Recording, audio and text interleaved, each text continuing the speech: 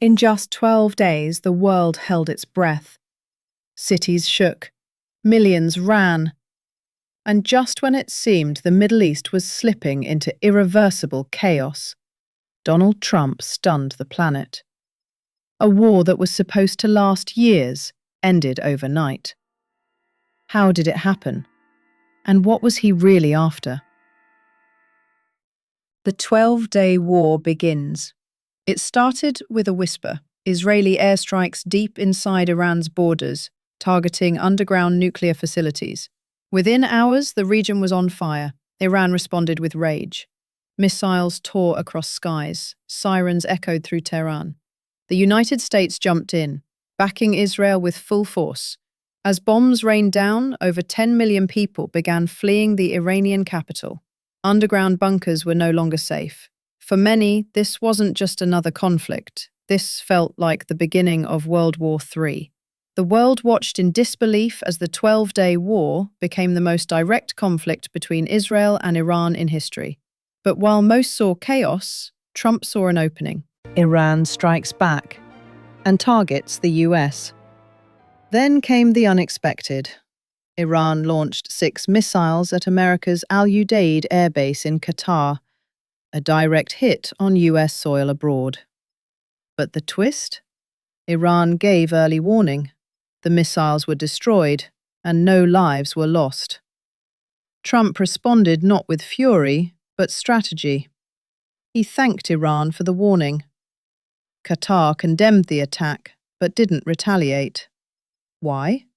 Because they had already stepped into a far more critical role, the one nation both sides were willing to trust. In the middle of bombs and backlash, diplomacy was quietly taking shape. Trump's shadow diplomacy. While most assumed the US would launch a full-blown counterstrike, Trump made a different move. He picked up the phone. According to insider sources, Trump called the Emir of Qatar personally, asking for urgent help. Meanwhile, Vice President J.D. Vance and Secretary of State Marco Rubio began back-channel negotiations with Iranian officials, all happening under total secrecy. At the same time, Trump took to Truth Social, dropping bombshell posts announcing a pending ceasefire, before any official confirmation had been made. Was it a bluff? A pressure tactic? Or did Trump already have the deal in his pocket? The ceasefire blueprint revealed. Hours later, the plan came into focus, and it was unlike anything we've seen before. Trump announced that Iran would begin a ceasefire in 6 hours. Israel would follow 12 hours after that. Then, after 24 hours, the war would officially be over. Saluted by the world, in Trump's words. He called it a complete and total ceasefire, but he also made it clear both sides had time to complete their in-progress final missions. In other words, finish what you started. The staged ceasefire was designed not just to stop the fighting, but to save face for both sides. Trump framed it as a win for the entire world, and he didn't hold back. God bless Israel, God bless Iran, God bless the United States, and God bless the world. The real power brokers. But behind that public announcement was a very different story. The real breakthrough came from Qatar. The country that had just been attacked by Iran somehow convinced them to accept peace. Qatar's Prime Minister personally spoke with Tehran. The Emir coordinated with the US, and when Iran hesitated, Vice President Vance stepped in directly. In the end, it was a team of unlikely allies, including Trump, Rubio, Vance, and the Qatari royal family, who pulled off the impossible. Even Israeli sources admitted privately they were ready to stand down, if Iran did too. Washington reacts and scrambles. Back in Washington, lawmakers weren't celebrating, they were confused. Congressman Jim Himes admitted he found out about the ceasefire the same way as everyone else, by reading Trump's posts online. I'm sort of learning about things I should probably know about via social media, he said. Still, others praised the move. Florida Representative Jared Moskowitz called it a win for the country, noting that neither American lives were lost nor boots were sent in. Even critics had to admit, whatever was happening, it was working. The nuclear question. But underneath all this peace talk was a different kind of war. Days earlier, US bombers had dropped massive bunker-buster bombs on Iran's nuclear sites. Israel had struck deeper into Tehran than ever before, even targeting Evin prison, home to political prisoners. Was the goal to destroy Iran's nuclear ambitions?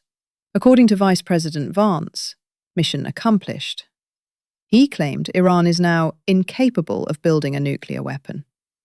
Iran, of course, denied it ever had such a program, but the damage was done, literally. And the world took notice. Markets rallied, oil prices dropped. For the moment, peace was profitable. Fragile peace or delayed war. So, is the fighting really over? Iran's foreign minister hinted that military operations continued until the very last minute, but admitted they stopped at exactly 4 a.m. local time, right when they said they would. Israel, however, has stayed silent. Military alarms are still sounding in parts of the Golan Heights. Evacuation warnings continue in Tehran. And no formal statement has confirmed the war is truly over. Behind closed doors, Israeli officials reportedly told their ministers not to speak publicly, a sign that peace may be more delicate than it seems.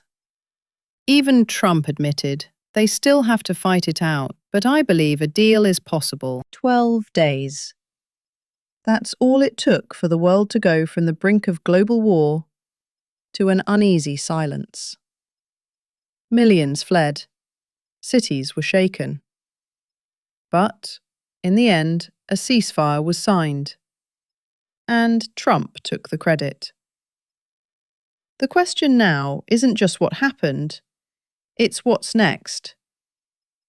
Is this the beginning of true peace in the Middle East, or just a pause before the next explosion? Let us know what you think in the comment section down below. That's all for this video. Be sure to like and subscribe to our channel for future videos on President Trump, celebrity news, world events, and so much more. While you're at it, be sure to check out our TikTok page for even more content. Thank you. Your support means a lot to us.